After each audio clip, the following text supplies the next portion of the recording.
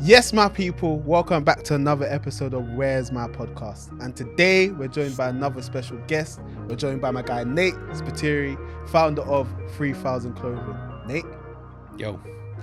Thanks for having me, man. Bro, thank you for coming on, bro. I'm so happy we've finally been able to make this happen. Long time coming. Bro, I was just about to say that. But as you would have seen at the beginning of every episode, I basically just speak about why you, the guest, are in the chair. So first of all, I fucks with the brand. I like what you're doing. You're talented. The brand looks great.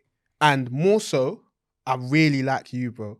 Because obviously I've seen from running the platform for however many years we've been doing it now, I see that there's certain people that really engage with the content, and I can tell, not necessarily just watch the content, but they're almost like actioning the things that they see. Do you know what I'm saying? And from seeing that in you and how like passionate you are about improving your brand and developing your craft, it endeared me to you. And then obviously, I think I reached out to you and I was like, oh, let's meet up or whatever.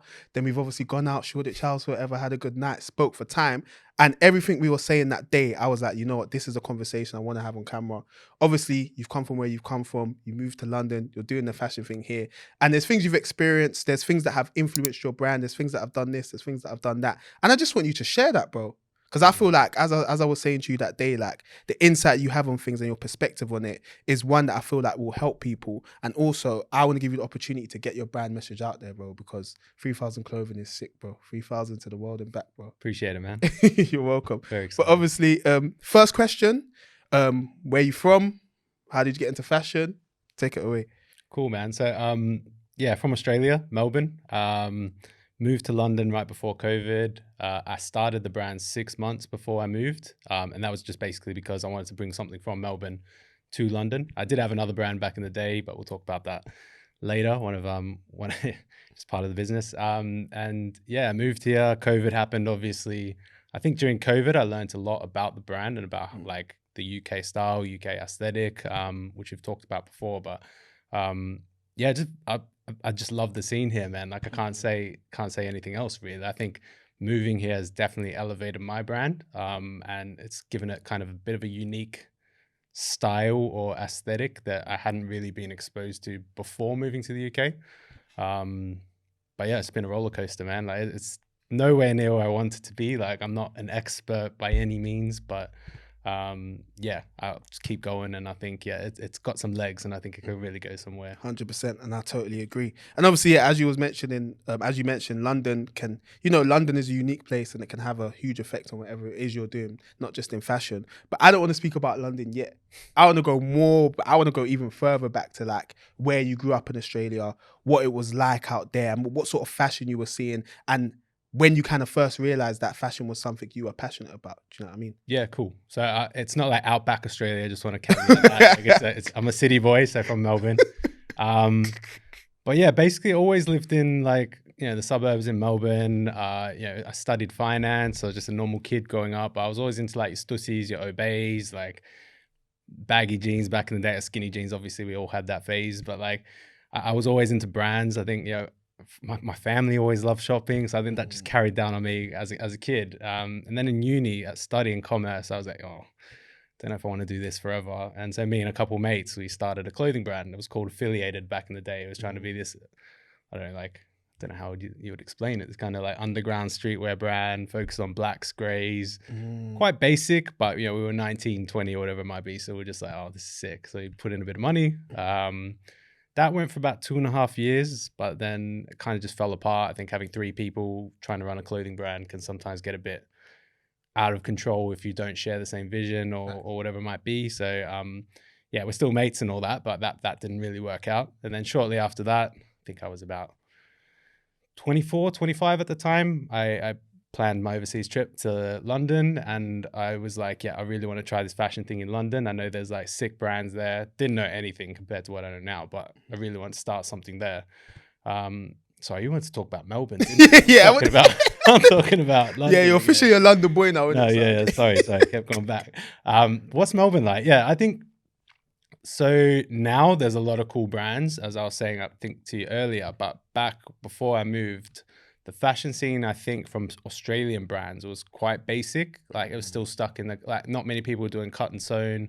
You wouldn't see much oversized, let alone printed oversized, like the high neck collar, things like that weren't really a thing. It was kind of just a bit more of your slap on your logo onto an AS color tee to start your business. And then like, 100 of them will pop up every year and you kind of make maybe one of them goes somewhere. There's some really cool brands, of course. Like there's one called G'd Up, which I don't know if you've seen before. They recently came to the UK. Sick. They're really cool because they have like their big logos. They're really in your face. So they've really done it well. But there are a lot of brands I've seen that just come up with a couple black and white tees and just crumple over. So I didn't want to do that.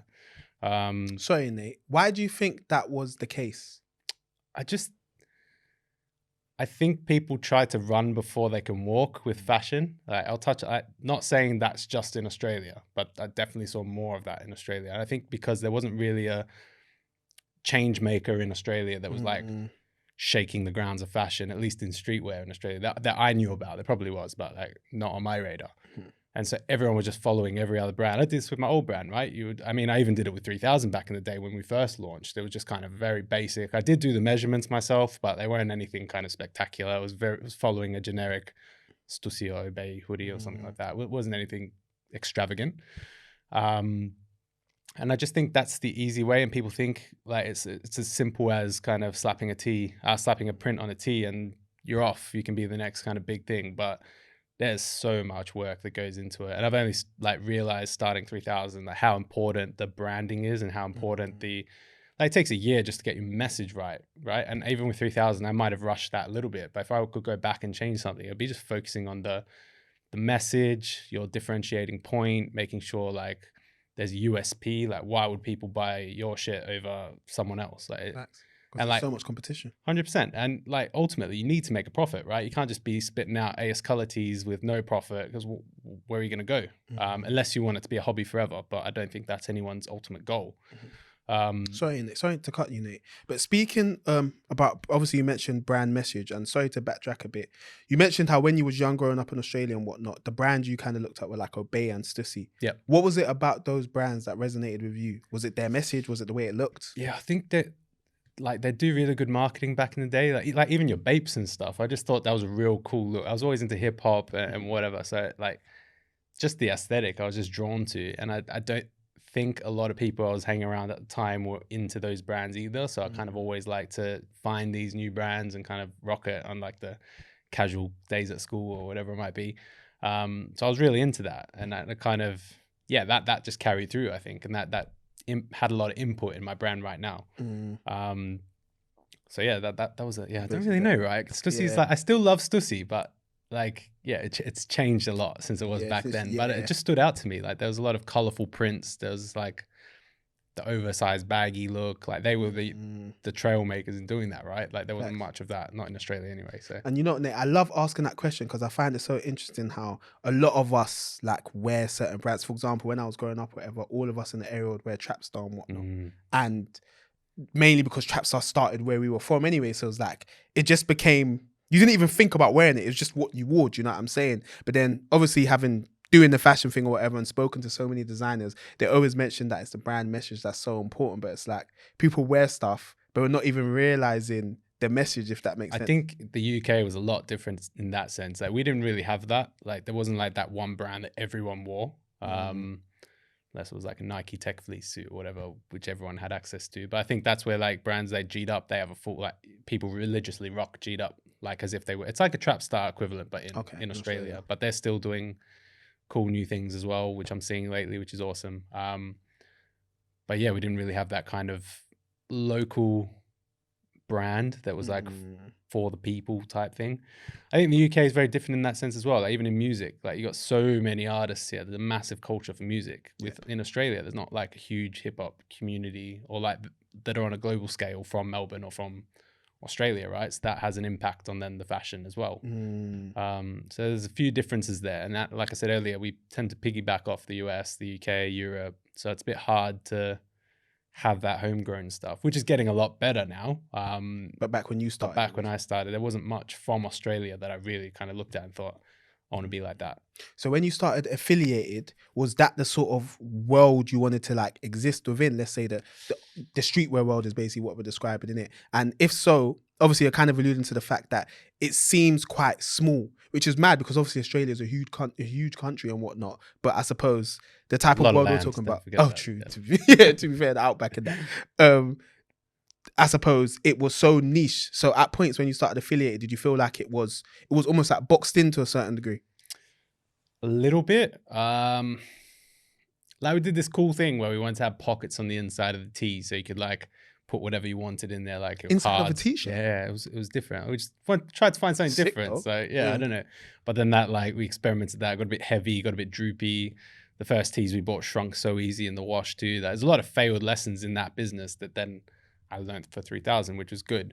We did experiment with colors a little bit. So we were taking like, I don't know, do you have crooks and castles here? Is that? Yes. Yes, that's kind of the aesthetic that we were going off, if that makes sense, because that was kind of new at the time in Australia at least, and we thought that was really cool. So we tried to kind of like make an Australian brand for that. But we always kind of knew that Australia needed a streetwear brand, like a solid streetwear brand that was from Oz that everyone knew about. But yeah, unfortunately, that one just didn't come to fruition really. But there's a lot of learnings from that, of course, and I think we turned over like $10,000 in sales or something. And how long did you run it for? Couple years, like, but as uni students, like like there was only 2 or 3 drops, so it was quite good. And like a lot of people in Melbourne kind of knew what the brand was. We did a lot of partnerships with like, I got a lot of friends that have businesses, thankfully, so they included us in their launches, and we made it this thing about affiliating the community together and like that hustle lifestyle. That's kind of what it was about. So some really cool stuff from that. Like I can't lie, it wasn't like a crap brand. I think it was a cool brand. It had a lot of potential, but we just didn't execute as well we could. Literally, Nate, everything you're describing sounds like you had the foundations kind of to springboard off. So then what happened then? Like, it was just more internal kind of clashes of ideas. I think when you're young and you're hungry, you kind of, and like everyone's doing their own thing as well. It's hard to like stay aligned when you're still young. It's the first time you've ever done this. I think it just became too stressful to kind of manage, and I think I kind of sometimes work better in silo when it comes to like designing or like running something. I don't like to kind of, I don't know. I think I prefer to run autonomously and more independent when it comes to like creating stuff or like brand building or ideas. I think it's very hard.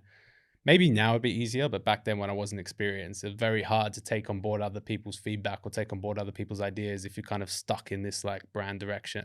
You have your vision for it and something. It was the first time I'd done it, right? So I was like maybe overly passionate about it, and like a lot of my ideas were wrong. I'm not gonna lie and say like, it was all my ideas that were successful. Like I definitely had to be put in my place because some of my ideas were just crap, right? And the other guys had some really good ideas as well. So shout out those guys. Like it was a cool experience, and it helped pave the way for 3000, I think, for sure. Yeah. What would you say? Because I also, again, I like asking the question I ask, because often with all the people we've spoken to, a lot of the people we've spoken to, it's like they always had a brand before the brand we're speaking about now. So obviously 3000. So what was the main thing you took from running affiliated that you kind of implemented into your 3000 journey? And my next question with that is, again, I like asking these questions because I'm always intrigued and fascinated at the fact that people can just start brands. It sounds mad, but like, that's the thing though, you can't just start. True.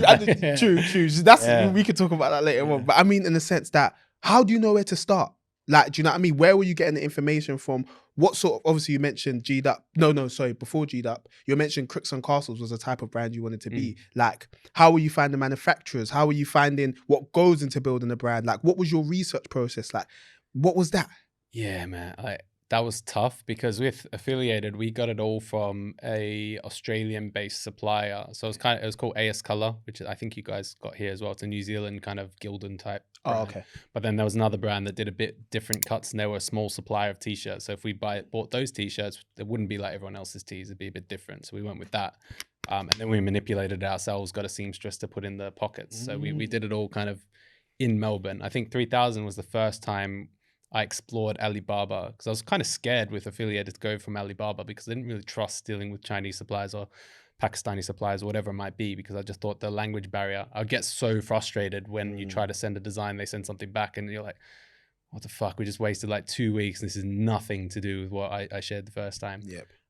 So 3000 initially started, I really wanted to sell good blanks because because of my frustration with affiliated, there wasn't that many blanks out there that were good or that I liked. And that's when I was starting to like the oversized look. I was starting to like the drop shoulder, the boxy fit. And I was like, you know, stuff that I'll make my own tees. And that's why I went to Alibaba. And then I kind of started drafting ideas, and it got really boring to like just think of blanks. And I thought, how am I going to just sell blanks? Like, what's so special about me that people are just going to buy my blanks when obviously I went to the AS Colors and these other brands before. So how would I have even found myself if I was trying to get more blanks from another brand? So then I was having a chat with my friend. I was already planning UK at this time, and he was just like, why don't you just start your own brand again? Like he saw I was a bit distraught about what happened with affiliated, because I really loved the brand, and it was like a part of me was missing in a sense, because I didn't have that thing I was creating. And I was like, yeah, I just don't know what to call it. Like I have no idea what to do with I don't even know what I represent at this point. Like I'm moving abroad. Like I was felt in a bit of like a turbulent period. And he was like, why don't you just call it 3000? And I was like, you know what? Yeah, I will call it 3000. 3000 is the Melbourne city postcode. And it was just kind of this thing that I just wanted to pay homage to home when I was in the UK. And I just wanted to bring something from Melbourne to the UK and test my luck at launching it there. That was the kind of whole premise. So I had a launch party in Melbourne. Started off really slow, didn't really have much experience in the cut and sew. Like I failed a couple times, so I had to get some rushed stock for a launch party from AS Color. I lost like a couple thousand. It was a messy period, but I think I started to build the framework of 3000 in Melbourne. And then I was like, yep, going to go UK, going to learn, going to figure out what's out there, what's working out there. That was kind of the aim. Obviously, professionally, it was good to come to the UK as well. There's a lot of opportunities, but then kind of moved and COVID happened, and I was in lockdown with no job for like 7 months. All I could think about was the brand, but not getting out and about, meeting people. It was impossible to kind of get people. Why would anyone buy my stuff when I've been locked in my house the whole time? I don't know digital marketing at this point. I don't really have a brand aesthetic yet. My whole point was to go and start going to networking events. That's what I wanted to do, go out and meet people like yourselves early on. But lockdown really held me back there. So all I could do was really focus on the aesthetic. All I could do was kind of look at other brands that were successful, start like playing around with Illustrator, really teach myself how to kind of draft designs, how to like scope out sizing properly, how to measure things, what works in terms of an armhole size, like how specific do the cuffs need to be, like the neck ribbing, like what do I want that to look like? So it took me 6 or 7 months, but I started to really learn what the details were in a piece of clothing. Like it wasn't just, length, width, and sleeve size. There was a lot more to it that really kind of add to that detail. And I think that 6 or 7 month period was such a transformative period that it kind of built the aesthetic of where 3000 is now, which is like your boxy fit, your oversized, going back to the roots of like Obey and Stussy, where it's a bit baggier, but then stripping back the colors and being a bit more minimal. And then over the last 3 years, I've just tried to refine that, right? So I did start with a lot of graphics. I did start with kind of maybe going a bit too left and right sometimes, but I think we all get to that point. And now I think, 3 years later of moving to London, I'm really at a point where it's got a look. So if you go on my Instagram, it's kind of comes together nicely. It's really nice to create. So those are the little things I learned here that I don't think when I was in Australia, people were doing too much. It was kind of more, this looks good, I'll slap it on. And then you going back and saying, oh, I'm going to make a dog on this t-shirt now, but I don't know why that dog is there. Or I'm going to have this font, but that font is not really related to my brand. I just feel like it looks cool. And then just pivoting all the time. I think that's kind of what a lot of brands are doing.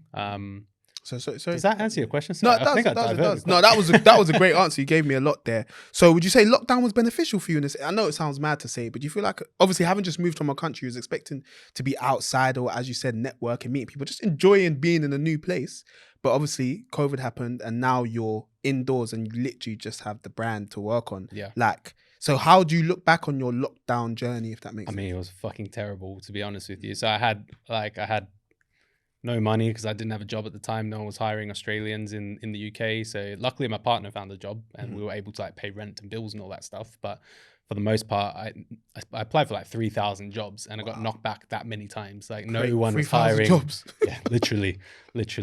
But no one would hire British people, let alone expats, because I was only here for 2 years at the time. I was on a visa, so it was very hard to find employment. So looking back, I mean, it was a very tough time, but I think if I didn't have that time to put my head down and really think about the brand, then I'm an experiment, because all I could do was get samples delivered and really just refine bits and pieces. That came with like a lot of disappointment and even more money wasted too. But it really just gave me the space I needed to just say, like, look, I might not be getting a job, and like I might have to get a job that I hate. So I might as well invest my time in making this brand something I love and making sure this has the highest chance of working out as it does possible.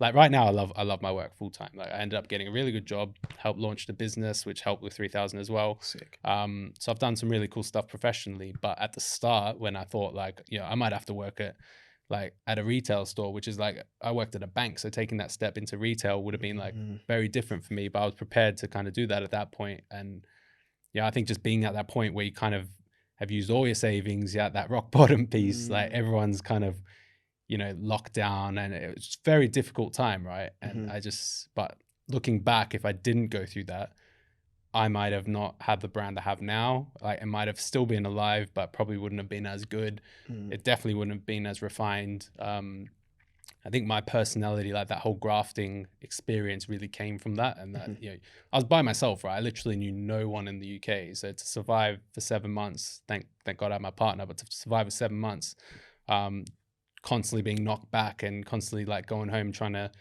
iterate the brand just to make sure that works and still keep going and grafting, that really kind of instilled a lot of the brand proposition now, and instilled a lot of things in me now, which I've attributed a lot of success to.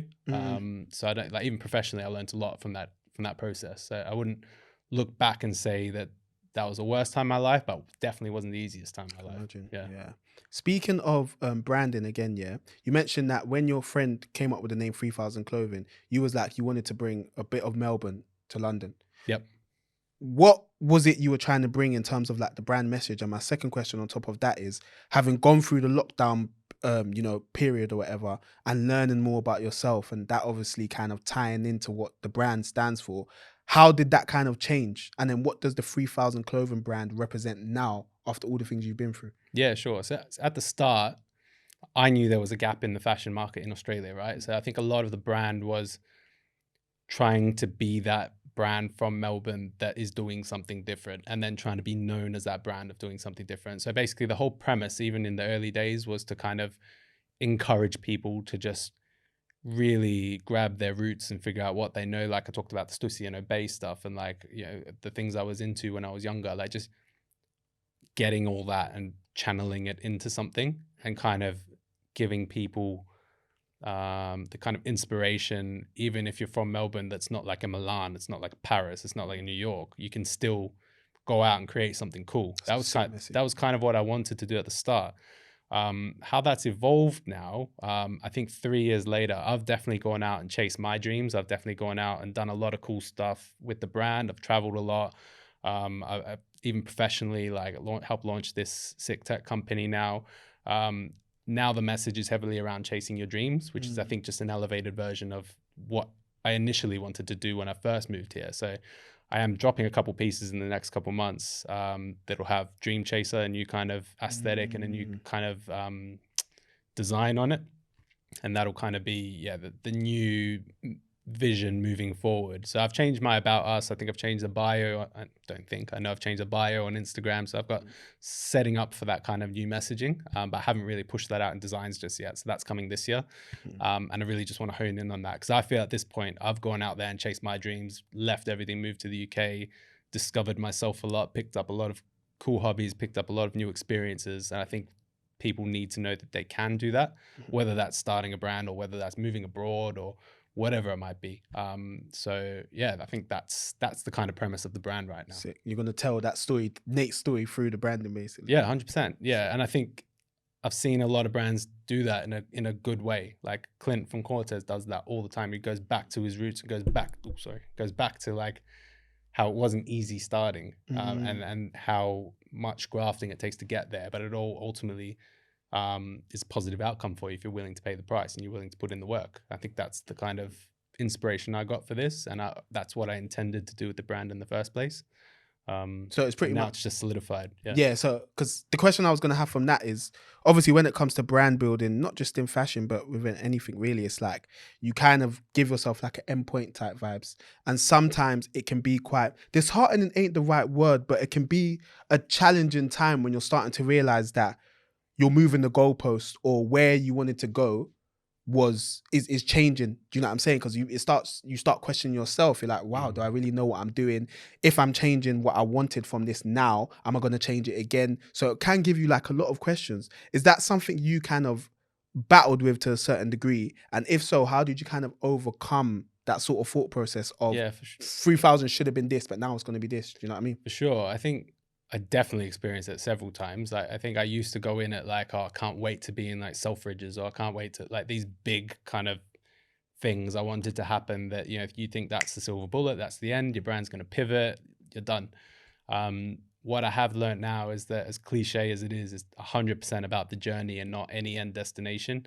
I think like you alluded to this earlier when we were speaking before, I think the best ideas come when you're not trying to kind of think about an end goal, right? It comes through the journey and through the hard times. And if you didn't go through those hard times, you might not get the end that you want. But trying to think of an end, in a sense, is just pointless. Like, what if you really were passionate about the brand in the first place? You would want to keep on the journey. You wouldn't want to.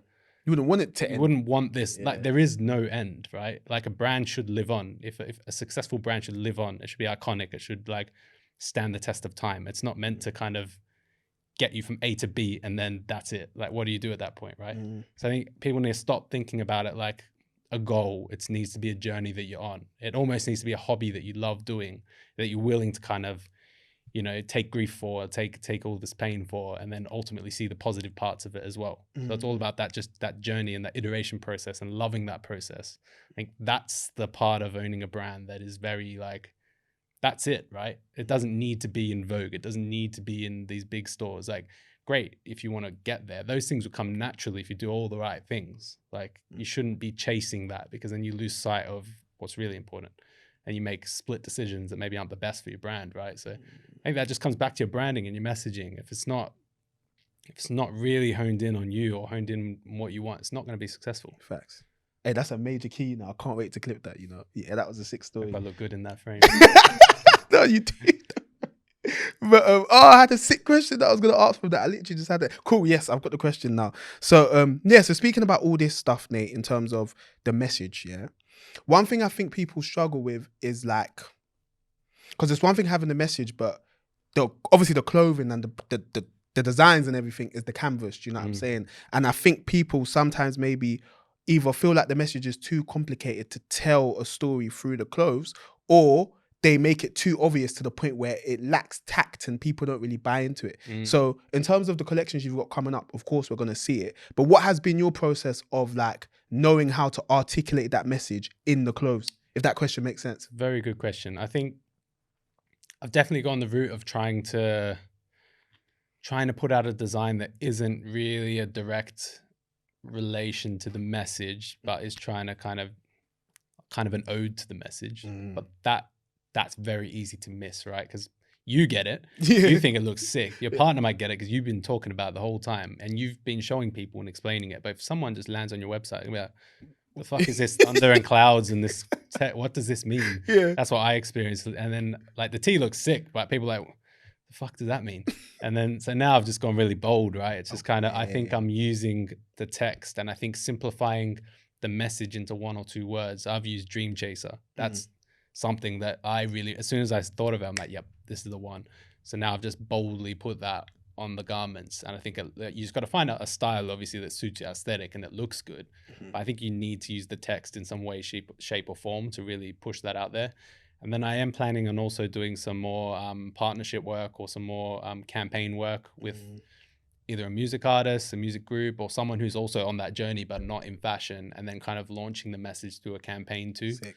So I think it's less about the actual garment sometimes and more about also how you're positioning it. So how are you bringing it to market? Like, there's a lot of brands that don't just use a white backdrop or black backdrop. They use like a setting. Like, actually, again, Cortez does this great. Represent does it great too, right?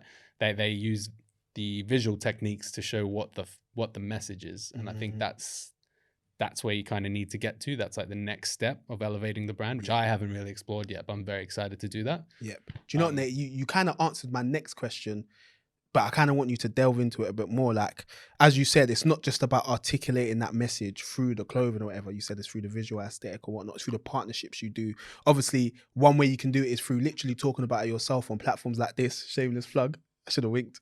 But yeah, so what other ways can like designers kind of do that? Like when they have a story to tell, what sort of ways do you think one can get it across? Yeah, I think PR is like, not a lot of people know PR, like getting on podcasts or trying to get into the kind of articles or trying to kind of do events and things like that. Like that sort of knowledge is very business, the very much business side of fashion, Yep. which I think someone else on your podcast spoke about this. They said the most important part of fashion, or the most underrated part of starting a brand, is you don't know business. Like you've started this brand and you've just thought, I can pump out tees. Yeah, your friends are going to buy it. What happens after that? Like you really just a kid in the neighborhood that people are buying tees from. What you need to do is get out there. You need to know how to kind of position yourself. I've thankfully learned this professionally, so I kind of know how to do a bit of outreach. Not that I've been successful. I've done it a couple times, but I'm starting to plan on how to kind of speak to journalists when cool things are happening, like speak to kind of event organizers and try to get into pop-ups, or maybe do your own pop-up. Like those conversations and doing those kind of things really demonstrate you as a business owner and really kind of are important parts of launching a brand, which I don't think people understand when they are starting a brand, unless you're fully e-commerce, which is fine. But like those are unique ways that can position you away from the crowd. And then just thinking like about things that no one else is doing. Like I've got I think it was Drama Call. Okay. They did the Cinema kind of thing. cinema thing. Yeah. Like that was mad. Like no one's ever done that before. So those sort of campaigns are awesome ways to kind of demonstrate the message. I didn't know what they stood for before they did that. And then after seeing that, you're like, oh, makes sense. Exactly. Yeah. And now like video content, behind the scenes and kind of behind the brand, that sort of content is now really booming, I think, and gives people an inside look in the brand. Guilty, I haven't done much of that myself, but yeah, there's plenty of ways now. And I just think you need to do that to succeed. Like you can't just rely on your Shopify and your Instagram to sell. Like, you know what, Nate? I'm quite happy you said that actually, in terms of you said the fact people need to do that. Why do you think people need to do that? Like there's no option, you just have to do it. I just think like, especially in London, there's such cool brands coming up left, right, and center. Like I've seen so many unique brands come up. It's almost impossible for you to just launch a clothing line, go on Instagram, maybe do some paid ads, have a cool store, and then sell. Like you need to get the message out there. Like paid search and things like that. People are already capitalizing that market. Like you're not going to get people searching for a tee and finding you. No chance. Instagram is also capitalized, unless you're pumping hundreds or even thousands a week in advertising. Your ads aren't doing shit most of the time, right? Unless it's a real catchy video or you've struck in the luck on the algorithm or something like that.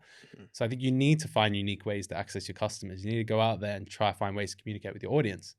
I love how I'm saying this like I'm an expert. I haven't done a lot of this yet, but I know I need to do that. Yeah. Is that you're preaching to yourself as well? I am preaching to myself. Yeah, now I've said it, I need to do it. So yeah, no, it's on the cards, but it just takes a lot of planning, right? And it takes a lot of time. And I think if you have a network that are doing cool stuff, lean on it. Like it doesn't matter if your friend's a photographer, if your friend runs a cafe, if your friend has a clothing store, they're a barber, like use all those networks. Like that just comes to partnerships as well. There's so many different avenues that fashion can link into. So tattooists, like so many industries, like link into fashion, sports, like music, anything. Literally, like, we all have to wear clothes. If you know one or two people that are in those industries, lean on them. Like that's as simple as that. You can't just be in this simple-minded mode and think you can just push out clothes. It's near impossible. Facts. And Nate, you mentioned something, you've been saying something a lot that I really like. You keep talking about positioning. I love hearing stuff like that because of the stuff I've learned through the jobs I've had and whatnot. For me, positioning is everything. Do you know what I mean? What is positioning to you?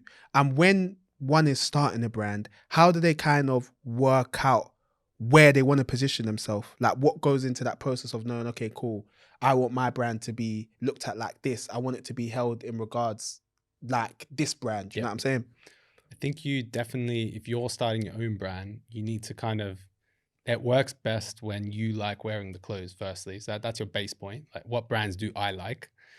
Make a list of those brands you like, then think, what are they not doing? Or like what do I like about them? What are they doing?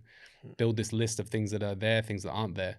For me, positioning was more about the Australian side. So what was missing in Australia that the UK had? That was kind of that I owed a lot of where the brand is now to that. And I think like in the last kind of 2 years, 1 or 2 years, there are brands now that are following suit and that, you know, I'm not so unique to anymore. But when I started, there was definitely no brands on the scale of Cole Buxton or Represent 100%. Like no one was doing that kind of stuff. So I thought there's that gap that needs filling in Australia. So that was kind of the premise of where I went. But now that's a bit saturated. So I've kind of had to go in and think, all right, what colors do I like wearing? Like what's the kind of style that I would love to wear through and through? And for me, that's the colors that stood out were kind of red, maroon, gray, black, and white. So now I've got this color palette that I stick to, that the core of my products are going to stay on that color palette. And that's a way of just positioning my brand, even just from a visual point of view. You know, when you see a lot of reds or you see red and gray, that's 3000. That's kind of where I want to get to. In terms of brand positioning, I think like you've already got sportswear capitalized. You know, music is something that I don't think is tapped enough. But just finding things you want to relate to as well. Like I just try to go for a clean look, so I haven't really related to any other industries, but there's definitely a market for things associated with other industries that you can look into. So like I say, if you've got friends doing X, Y, Z, lean on them and think what's missing in that industry, or what are you interested in? Where do you want to position the brand? Like, do you want it to be for people who have tattoos? Do you want it to be for people who, you know, like Nike Tech tracksuits or whatever it might be? Do you want that look? Do you want this look? It basically comes down to whatever you like, but then just finding a way to make yourself look different. I think it's very hard to be exactly different. Like there's always gonna be someone who's kind of like your brand. Like that's almost impossible. But for me, the beauty is in the detail and the nuance. Do you know 100%. What I mean? Yeah. So I think your brand positioning really just needs to be you as a person. Like for me, 3000 is just me. Like it's my brand. Whatever I like, I put out. And I think the brand messaging comes from my personal experience. And that's where I want to position it. And that's what I'm trying to get out this year. Hey, sorry to backtrack a bit, Nate, but I had to ask this question. Where did the red and maroon come from in your color palette? So that was actually the first 3000 drop. It was a gray baggy set of track pants, a maroon hoodie, and a gray hoodie. That flew off the shelves. Like everyone loved that in Melbourne, so I want to do that again. But the color palette actually came from my favorite pair of Yeezy 350s at the time, which was the Beluga V2s. Okay. I just love them. Like I don't know why. Like, it was like 2017. I got them, and they were like my favorite pair of shoes. And they were gray and red, or gray and maroon. They were so unique at the time for a shoe, and I thought, oh, fuck, I'll make my first line of clothes that kind of looks like that or follows that color palette. So that's where that kind of came from. I just really loved it. Like I like how the colors work. I love the autumn vibe of it. Yeah, it's the first time I've been asked that, actually. That's actually why I did it. Yeah. I'm happy you asked that. I didn't even think about why. It's like, yeah. I was so confused because I was like, black, grey makes sense, but the red and maroon. No, so the red and maroon was just something that I thought not a lot of brands have red as a core color. True. So like I try to use it as a tone in a lot of the branding and things. Like with the shirt you gave me, so it's got the maple leaves, which is kind of where it stemmed from. This kind of autumn kind of vibe. Yeah. Hey, cool. So moving on, Nate, back to your journey, because we've spoken a lot about the brand, and I'm so happy you spoke about all that stuff. It's even endeared me more to 3000 now. Do you know what I mean? All good, man. So speaking about you, so cool. Lockdowns happened or whatever. You're indoors for 7 months, so you haven't got to experience London fashion life, if you want to call it that. Once you was outside, what was that like? What sort of things surprised you? How did you first know where to go and that? Like, what was going on? Man, so I think So I went on a Facebook group called London Creatives or Fashion Creatives in something along those lines. And I really needed a photographer. I didn't even know a photographer at that point. I knew no one, right? So very, very hard. I don't know why Jay was, do you know, there's an influencer called Jay Tagley now, who's a friend of mine. He wasn't really an influencer at that point, but he was like on the road to being an influencer, but he was a photographer. So I met up with him a few times. He did my first shoot. I think he's the one who introduced me to a lot of the scene, and I started meeting people through him. So he invited me to his birthday. It was at like a nightclub. There was like kind of here and there, started going out. I think then another lockdown happens that put me on hold for another 3-6 months, whatever it might be. But I don't know what made me jump on that Facebook group and do it, but I was exhausting every avenue to try and get into like creatives. Like I think I even tried like Bumble BFF, which is like a Bumble to find friends. And I was like exploring any way I could. I was going on like those Eventbrite kind of events, which now I know not to do because they can be a bit crap. But yeah, I was literally doing all that stuff. And I started to realize what works in London, what doesn't work in London. Started to meet a couple stylists. One day Jay just had my t-shirt for I don't know why he had it. I think he was just doing a shoot for it or something. And I woke up one morning and this group called Mike Lowry, an R&B group, they used the shirt in their music video for Tell Me More. And the t-shirt I put was on like the banner, the main banner for the music video. And then that video got like 500K likes on YouTube, or 500K views, sorry, on YouTube. And I was like, this is sick. So that's when I kind of started thinking like, that's how you kind of get into places. This was very like 2 or 3 years ago.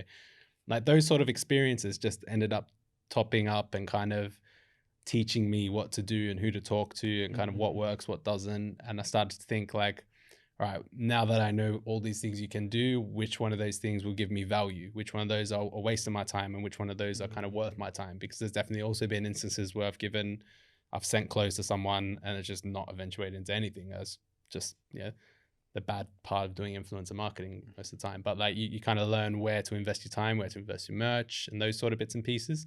And the scene in London is just so cool. Like there's so many people who are just always at fashion creative events or networking events. There's so many kind of runway shows. There's a multitude of things, right? So I've just been trying lately to try and get into those kind of spaces, without trying to like wiggle my way into groups. Not in that sense, but trying to like connect with people on Instagram, like connect with other brand owners is massive as well.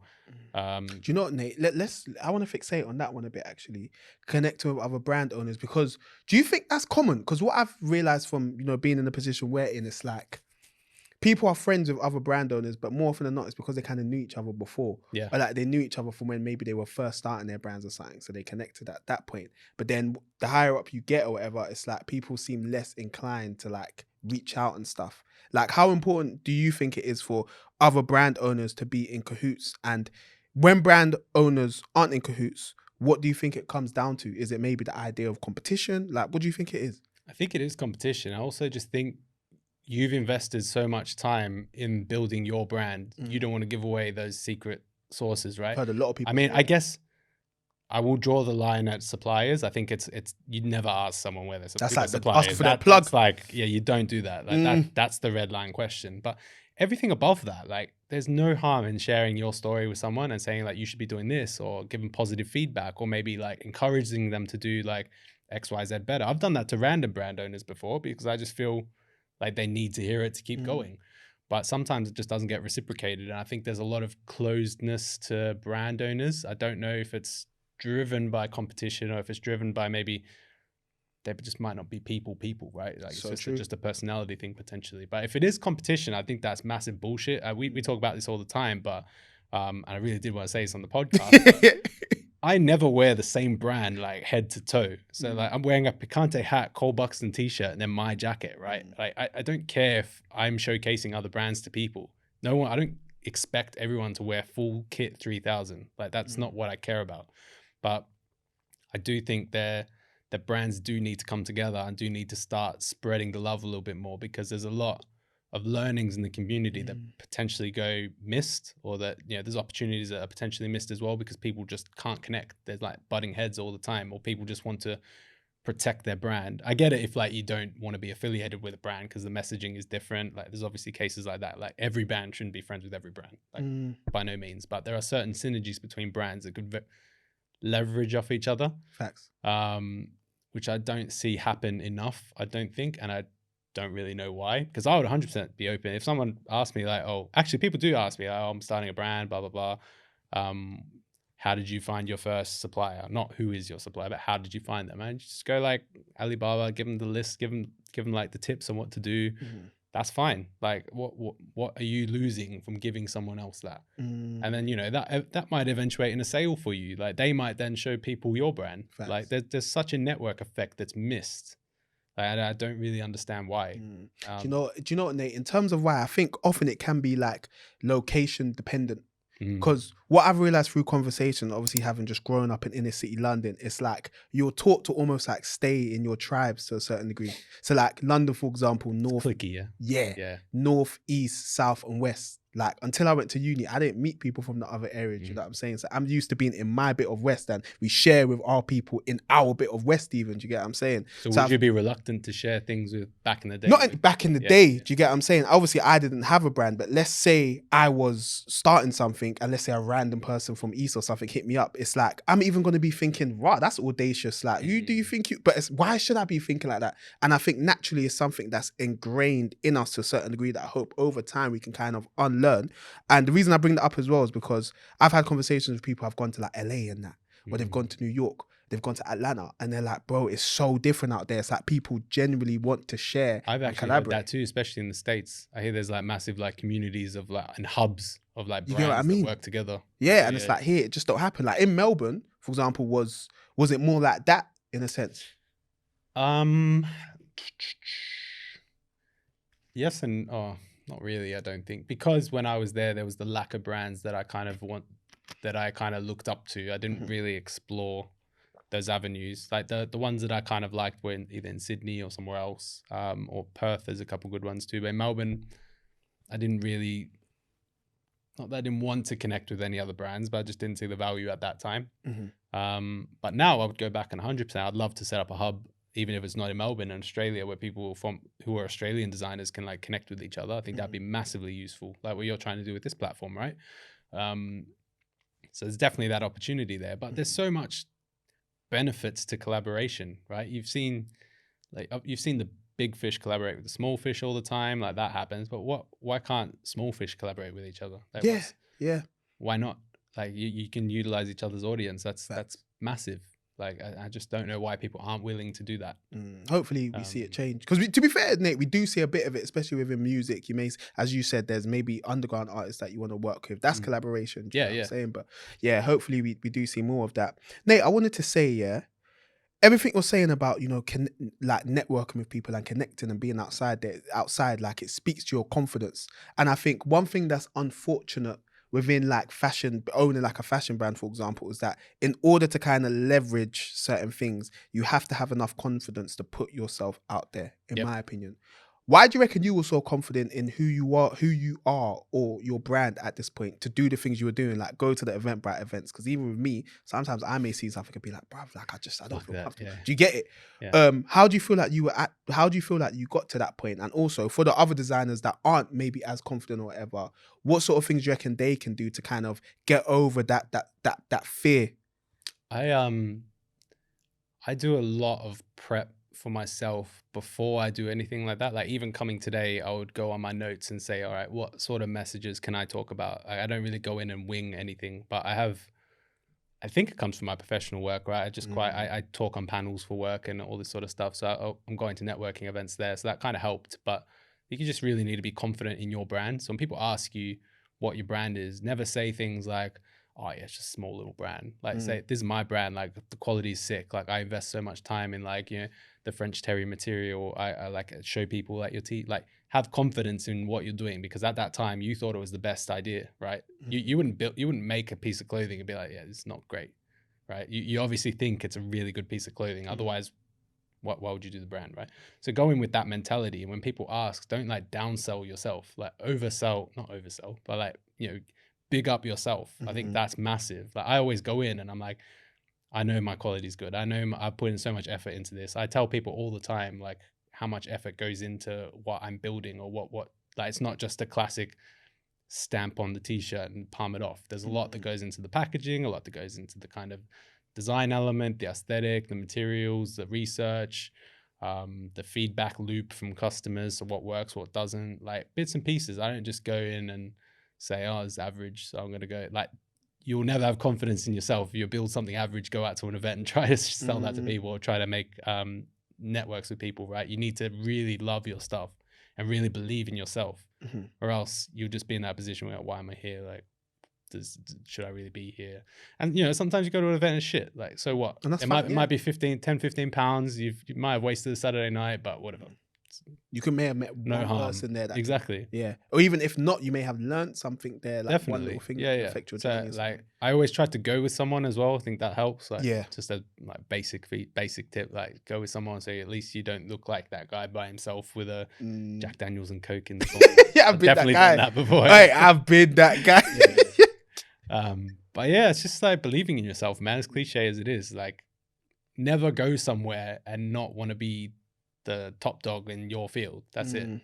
Like you can be inspired by people, but ultimately you want to be better than everyone else. That's and there's that's nothing wrong with feeling like that, especially if you know No, that it's everyone good. else in the room is if you're nervous, that's what will make you not nervous, right? I mean, obviously don't be arrogant with it and respect other people. The fine line. The basic stuff. But like, you know, own your shit. Know your stuff is good. That's it. And if it's not good yet, like say I want to get here. Like this is and the do aim what for the brand. do what needs to, do what you need to do to get to your Talk stuff about like the that. brand. Talk about why you're doing it. Like it doesn't need to be the clothes that are perfect. It can be your mission. It can be your vision. It can be where you want it to be. You might not even have a drop yet, but you could have some ideas. You could have a logo. You could have like why you want to do this brand, the progress you've made. All that stuff is respectable. Like, and just believe in that, right? Hey Nate, that's such a good answer, because even someone like me, for example, when it comes to speaking about this, sometimes I don't know, I have imposter syndrome, or like I play down what we're doing enough because I'm like, maybe we don't have the numbers for me to talk about it in the way. Never talk about numbers. It's true, isn't it? Just avoid that full stop. Yeah. But I feel like we're in a generation where that's what a lot of us feel like validates us. But I'm happy that the way you answered the question was, speak about the vision or speak about the strength of the brand and stuff like that, because not everybody has the numbers to talk about. Do you know what I mean? You don't need it. There's brands with numbers that are terrible. Facts. Like you could start a brand tomorrow and your brand could be better, like when you're talking aesthetic, looks, material, quality, better than someone doing numbers. Do you know what I mean? Like numbers mean nothing. It means you're better at marketing a lot of the time. Facts. But it doesn't mean... Or you had a bigger network or you had a bigger network. Doesn't mean his clothes or their clothes are better than yours by any means, right? So just like those little positive affirmations really help. I think it took me a long time to not beat myself up and just roll with the punches sometimes. I think that's what you need to keep doing. And that comes with not setting these outrageous goals for yourself and not setting. And I think a lot of that problem comes from like the knowledge available. Like when I was starting the brand, I read Shoe Dog, for example, by Phil Knight. Great book. But all you have at your disposal are stories of people who have done it really well. You don't have any content or anything from people who are going through the punches, who are maybe not as successful and who are really going through the process, right? Until now. But like when you're starting a brand, you're reading these books, seeing these success stories, and you're like, fuck, I need to be like that next year. Like, but you don't, they might share their story, but ultimately you're still looking at them as if they're like, the top dogs. Yep. Like if you start just meeting people, talking to people, sharing the problems and sharing the setbacks with people, that's more valuable than these success stories. Facts. So that's one thing that I think's definitely missing in the industry. Just that kind of true, I mean, you guys are definitely helping that, but like that true journey of what it looks like. Because people have a few setbacks in the first year, like, this is not for me, done. Yeah. And that's probably 99% of brands. Facts, 99.9%, bro. Yeah. Yeah. And I always tell people, I said this to you earlier, there's that threshold period that one of my ethoses is really there's this threshold period, right? So when you want to give up, that's kind of the sign that you need to keep going, because 99% of people in your position would have given up. So if you keep going, you're already ahead of the curve. You're in the top 1% already. And if you just keep thinking of those hurdles like that, the more setbacks you go through, the higher the percentage that you're in of the top brand owners. Does that make sense? 100%. That's kind of my mentality when shit hits the fan. It's like, I mean, sometimes, I'm like to my girlfriend, I don't know if I can do this anymore. And she's just like, you can do it. Like, why are you even saying that? Like, you tell me all the time, you're not going to stop doing this. So like, just that kind of positive internal conversation helps with all those things. Yeah, you know what, Nate, you're preaching to the choir here, because I've had times recently where I ain't got a girl or nothing, so it's not like I would have somebody to say these things to. But I remember there was one time, I think it may have been in April. What month we're in? May now? And I think I wrote on my notes page, this is the first time I felt like packing it all in. And I made sure to put that there so that when we go on to achieve what to achieve what I believe and work towards achieving, I'm going to go back and be like, damn, imagine if we gave up there, bro. You get it? 100%. Yeah. So it's not, everything you're saying there is so true, man. And to take it back to the conversation, like your story, Did your expectations of London match up to what it was? No, Wait, why did you laugh? Why did you laugh when I asked that? absolutely not. Yeah. I thought that'd be all music and butterflies, and I'd be there, be like, oh, this brand's sick. This 3000 Australian brand, yeah, fuck, I'm gonna get this. But no one cares.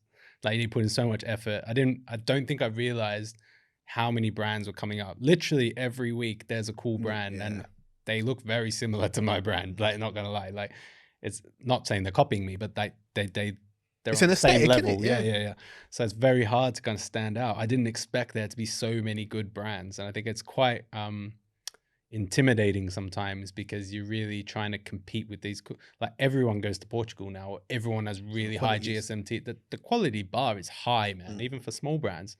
So, like, yeah, it was not what I expected at all. I think it was challenging. I learned a lot. So, I mean, positives and negatives, right? There's a lot for me to learn, but I didn't get to scale the way I wanted to in London. Like, I hopefully will, but I didn't get to scale the business as fast as I could have. And that came down to several reasons. I'm not going to sit here and blame COVID by any means, because that helped my brand in some ways. But there are things like not having a friendship group here. I think I said this to you earlier as well. Like, when you start a brand, who are your first 20 sales? They're your friends, right? Yeah, I've got that in Australia, and people still buy my stuff in Australia and love for that. But when I'm here, I don't have those friends that are going to buy my stuff as soon as it launches, right? Like, no one in the UK is going to be wearing 3000. Like, there's not 20 people in the UK going to be wearing 3000 when it launches. So I need to really push to sell my first piece here, which is a bit different to how you would normally start a brand, because you have your network to lean on generally. So that network piece, I didn't really expect to play such a role, and that's massive. Like, a lot of brand success comes to network. Comes to whether that's you going out and networking, or whether that's your friendship group or the network you already have. So that plays a vital role, and I didn't know how vital that was even until last time I met you, maybe late last year. Speaking of last time we met, Nate, I'm happy that I feel like there's been a shift in your energy when responding to that. Yeah, it was a bit of a rant. Not even that it was a bad thing, but I remember when we met that day, bro, I could feel your pain, bro. Like, I could see, obviously that was the first time we met in person, innit? And we just had... Not a good first impression. No, do you know what? It was a great first impression because, one, it showed me how important platforms like ours are, because people are going through it. Do you know what I'm saying? But more importantly, it endeared me more to you, because I'm like, bro, this guy's real. He's not mincing his words. He's not beating around the bush. He's telling me how it is. And these are things I need to learn, because remember, I don't run a fashion brand. You get it? But in order for what we're trying to do, I need to have that, what's the word? As close to the ground possible insight in order for us to make the content and do the things, the raw insight to really do the things that we can do to help people. Do you know what I'm saying? But I feel like now when you're answering it, it's like, okay, that's there. Like, maybe that pain is still there somewhere naturally, but you're at the point where you've taken it for what it is. And I feel like you're taking the learnings, you're looking at it more as like a lesson rather than like an L, if that makes sense. If you agree with what I'm saying, how did you kind of get to that point? Yeah, I think when we met last time, I think it was November, October, yeah. So around that time was kind of when I did start hitting brick walls a little bit, and a lot of things started to come to light. Like, there was a lot of things I had planned last year that I thought were going to be the silver bullet in like getting it out there. And there was 3 or 4 times where it just didn't, whether it was down to poor execution or just, my expectations were too high, they just didn't hit. And there was a lot I was going through with the motions then that was just kind of like, all right, how do I navigate this? Like, I need to get it off my chest, because there's no point wallowing about it. Like, I've never been the type to just brush things off and pretend it's all good when it's not. Like, if something's not good, I'm quite open to telling people that, I fucked up, or I failed, or this didn't work, that didn't work. That's fine. It's part of business. Over the last 6 months, I've just been talking about it more, if I'm being honest with you. So you're probably one of the first people I was openly talking about it with.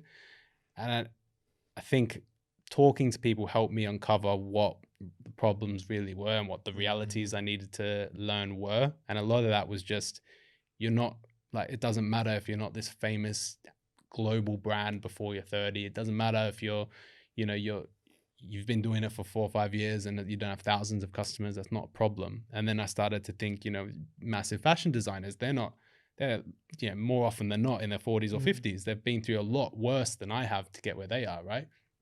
So there's a lot more to come lot more setbacks before you can actually get to where I think I want to be.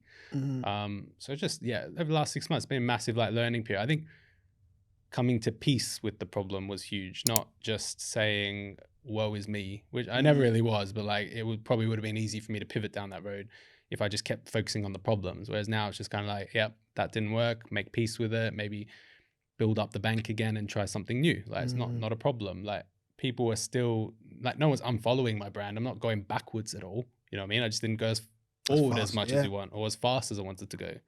That's not a problem. I think now every step forward is progress. And that's what I'm looking at it like this podcast for me is a step forward. I'm getting my story out there. That's cool. I think people are going to love this, you know. Like, I hope so. Little things like that. So it's focusing on the little things now, like not worrying about, you know, the failed deal with the supplier or not getting into that retail store that you've wanted to for 6 months because the terms didn't match or whatever it might be. Not little setbacks, but setbacks that you were banking on that just didn't come to fruition. It's fine. And there's always been learning from that. And I'm glad you picked up that I'm more calm now. I think I've just come to peace with it and it's just fine. But I've got confidence in myself now that eventually it will happen. I mean, whether it's 3,000 or whether later on down the track there's something else, like it doesn't matter, right? I'll get there. It's just about not giving up. That's 100%, it. Yeah, 100%. Nate, you mentioned there's two things I want to pick up on. Yeah, the first one is, I think as brand owners or whatever, it's good to set targets or whatever and goals. Do you know what I'm saying? And I don't want people to kind of limit what it is they want to do. Do you know what I'm saying? I feel like I mentioned this when we were talking about Cortez Rashers, like Kanye West was like, shoot for the stars or whatever, because if you don't hit it, you might land on a cloud, innit? So it's good to dream big, don't get me wrong. But then you have the other side of it where you have to be realistic. My first question is... I didn't mean like don't dream. I wasn't even saying you were saying that. No. I was just going to... I feel like that's how I might have come across. No, I didn't. No, about the realistic part. Yeah. I was going to say, because my question was, how do you set realistic goals? Because I was going to caveat basically saying what you thought you were saying, which is, yeah, you do need to aim for the stars, but you do need to be realistic. So like, how do you strike that balance? And two, you've mentioned silver bullet many times. Like you thought there was going to be this one moment that was going to, like, does that exist? I think, so just on your silver bullet point, I think it can exist, but probably need a few wasted silver bullets first. Okay.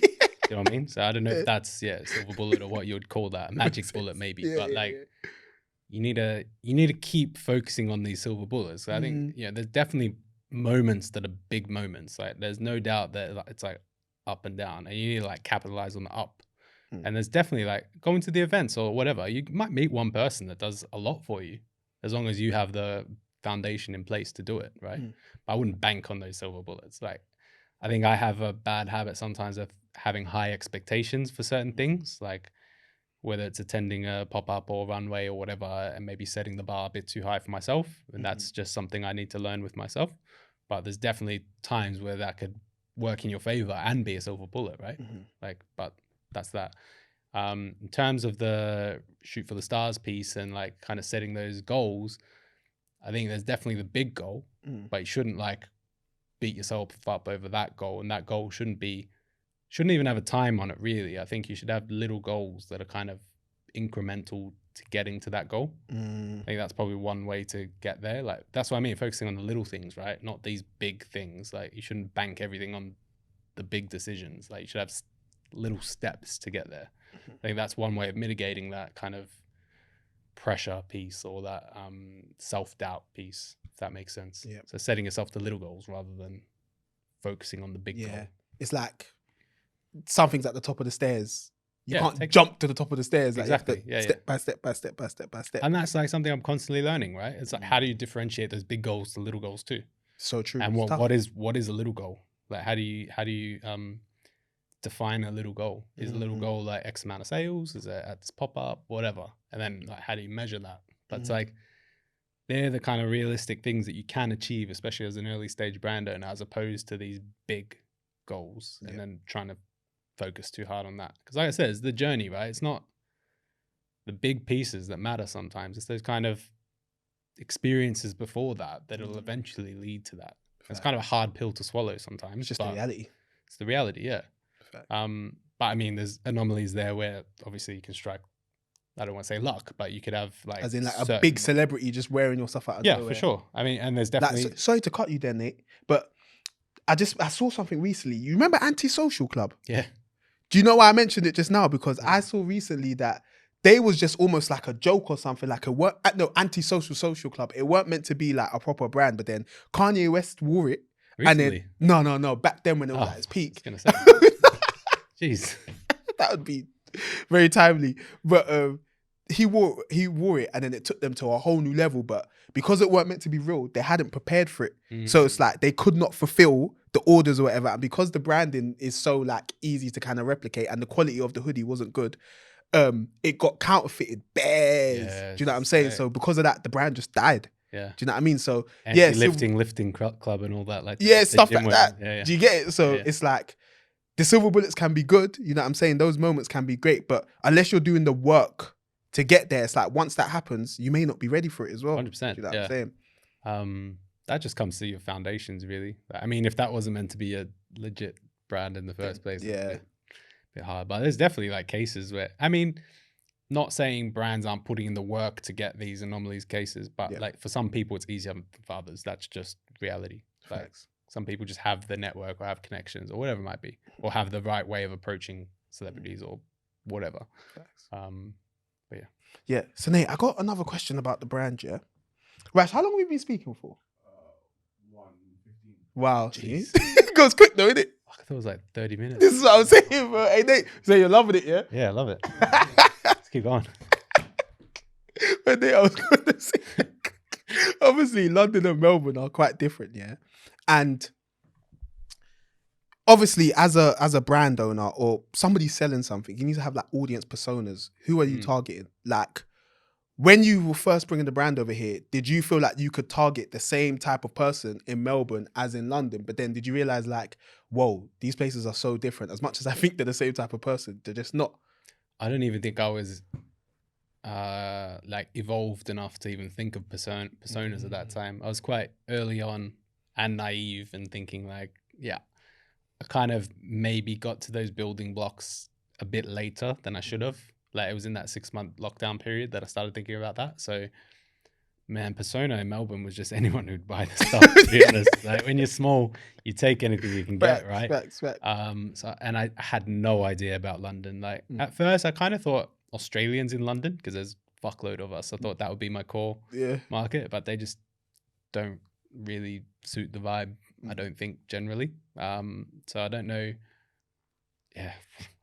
My persona now is very much as people who like kind of that oversized aesthetic, right? It's kind of more into interest than kind of age, sex, or whatever it might be. Like I try to just focus on the look, and what I tend to do a lot of competitive research. So that because it's so easy to find brands that are similar vibe to yours, because you know not everyone has a unique vibe, you can really piggyback off audiences of other brands. I think that's one way of identifying who your user base is, if that makes sense. So going on competitor brands and then figuring out, it's a bit of a nugget for brands. I shouldn't be telling people I do this, but Yeah, it's all about sharing, Nate. Yeah, basically just going on your competitors' brands and figuring out who's following them and what audiences they have, and then just following them or kind of reaching out to them, offering discounts, that kind of thing. So there's different ways of getting to those markets, but that's how I kind of define my market in a way. And then now with this new messaging that's going to be more prominent, really trying to drill down on that dream chaser mentality, who's wanting to do this kind of thing, who wants to start a brand, who wants to move abroad, who wants to go and get that job that maybe they didn't think they could get, who wants to follow their dreams but maybe doesn't know how. So just trying to define that person now is part of this year, because that's who I really genuinely want to appeal to and help beyond the clothes. So I would love to eventually do content that then is in line with that. Wanted to do like an event to help people revamp their resumes, for example, or I think little things like that. So that's kind of the direction I think I want to push myself in now. It's like that universe building type. Yeah. And that's I mean, it's taken me 4 years, but it's fine. Like you pivot like all the time. I think that's another thing. You don't want to pigeonhole yourself either. Like Facts. you need to pivot. Like what was cool in 2019 is not cool now, right? You have to pivot all the time and go with the flow, suit whatever suits the market, right? Facts. And I think it's important to like not overthink that process as well, because speaking from having running this platform, I'm somebody that kind of struggled with the idea of pivoting because it made me feel as though I was veering away from the I long think you term said goal. this last time we were talking about how to change the The or, like, content in that, how- yeah, bro. yeah. Because like I remember when we first started, Rash, it's like I'm only making content about British designers, British fashion, innit? Because I'm like, we want to be the British hub. Da, da, da, da, da. And my guy Reese, your boa. Should I go then? Huh? Should I go? Oh, no, you're good. See, we've pivoted, bro. So obviously, my guy Reese, my brother, your bro, he always used to give me advice, and he used to say, "Bro, you need to start talking about these designers. You need to start talking about this." And I'm like, "Bro, no." I'm like, "No, I'm not listening." Do you get it? But then over time, I started to realize it's fine for us to do that. Do you get what I mean? As much as you have the long term vision, let's say you have a goal. There's a goal you want to get to. Like one striker may try and run through the gap in the middle. But I may be the type of player that's, I don't know, I'm mad skillful. So I'm going to take on about 6 people and then get to the goal, but we're still going to score the goal. Do you know what I'm saying? So it's okay to pivot and move in different directions and whatnot. And I think it's just important for the listeners to know that, bro, things can change and that's fine. Like throughout this conversation, I've really enjoyed hearing how much your brand is evolving in such a short space of time, especially the fact that we spoke in I November. think that's because I'm evolving too. So like I said, you go through the motions with the brand, right? So you can't expect yourself not to change in 4 or 5 years. Facts. Why wouldn't your brand change? I think that's Way to if think. you're not growing, then your brand's not growing. If your brand's not growing, you're not growing. So like you have to pivot because the world is not staying the same. And you just got to like come to terms with that early on and just accept it. Facts. Go with it. And you know, the last point you was making, Nate, was a great segue because we're gonna start rounding off. But thank you. It's been a sick. I'm so happy. I'm so happy we made this happen when we made it happen. Yeah. Do you get what I'm saying? But I was gonna say, so you've basically been alluding to what we can expect from 3000 Clothing. If you could just kind of not necessarily go into more detail, but just like give us like a clip of what we can expect to see from Nate and 3000. Yeah, I think there's gonna be more of that color palette coming through and like the visual identity moving through. I'm reworking the brand messaging a little bit. So the aesthetic is going to stay the same, but I think it'll just be tightened up a bit. I really want to drive down this message of dream chasing. So that's going to be massive for me. And whether that's through the next campaign I launch or whether that's through external activities, that's going to be huge. So kind of just blending my world with the brand a little bit more, which I haven't done. I think I've been a bit separate from the brand when you're talking about my Instagram or website. So kind of just bringing them together. And then just fine tuning, I think, is going to be massive for me. I'm not really caught up in the numbers right now. I think that's going to come naturally. And I think there's a lot of stepping blocks I need to put down first before we get there. But yeah, I believe in my stuff, man. And I think it's going to get there. And these little steps will help me get there. But yeah, there's a lot to go for sure. Hey, Ron, proper excited for you, Nate, man. Thanks, bro. So especially to see the dream chaser stuff, because you were speaking about it before, but I'm intrigued to see how that looks design wise. Yeah, I'm actually very excited about the campaign. I've just been thinking of different ways to showcase that, like from a visual point of view. It's not just going to be like my usual kind of photo shoot where it's white backdrop or whatever it might be. It's going to be something a bit different. So yeah, watch the space. Watch this space. Yeah. Cool. Nate, again, thank you so much, bro. This has been an incredible conversation. You obviously know that the last question we ask is what would be your one piece of advice for the next generation of fashion designers or people who want to get into fashion? Yeah, I think just believe in yourself. Like I say it all the time. You just need to own your craft really and believe in the product that you're building and just come to the reality that it's not as easy as you think it's going to be. Like realize that it's a tough journey. Don't just think it's a sprint. It's 100% like a marathon and just, run with that. Like don't try to chase quick wins. Don't try to just, sprint your way through. Really just focus on the mapping it out, the journey, the messaging, and go to market with something that you love and you're super passionate about. That's it. Perfect. Nate. Cool. Thank you so much, my All good, bro. Bro, great conversation. I'm so happy we made that happen. It's good. But before we fully finish, Nate, if you could just look in that camera, tell them where to find you. Yeah, you can find us on www.3000clo.com or Instagram 3000.clo. What about your Instagram and that? Oh, mine's Nate.3000. Yeah. Cool. You'll tag me though, right? Yeah, we're gonna do. We're gonna do that collab. That's such a good point. No one's ever said that, you know. We're gonna use like the collaboration thing on Instagram. So when we do the trailer and whatnot and snippets, it will be on my page and your page. Yep. If you don't mind that. No, I was gonna say, can we get a photo before I leave? Yeah, of course. Yeah, Yeah, we got that. Yeah. But thank you so much for watching, everyone. Sorry, I didn't know that was on camera. I shouldn't have asked it. Oh no, it's cool. We won't even cut that out. Let's leave that in, man. So thank you for watching, everyone. I'm sure you enjoyed this episode. Please make sure you check out Nate and 3000 Clothing. They've got big things coming, as you've heard. You know where to find us, WMTV_LDN. And yeah, as I always say, keep it locked. Thank you for watching another episode of Where's My Podcast. If you ever want to take in future episodes on the go, you can find us on Spotify and Apple Podcasts. Whilst you're there, please leave us a 5-star review. It would really help. And also, don't forget to follow us on our Instagram, WMTV_LDN, to keep up to date with the latest goings on in UK fashion. Keep it locked.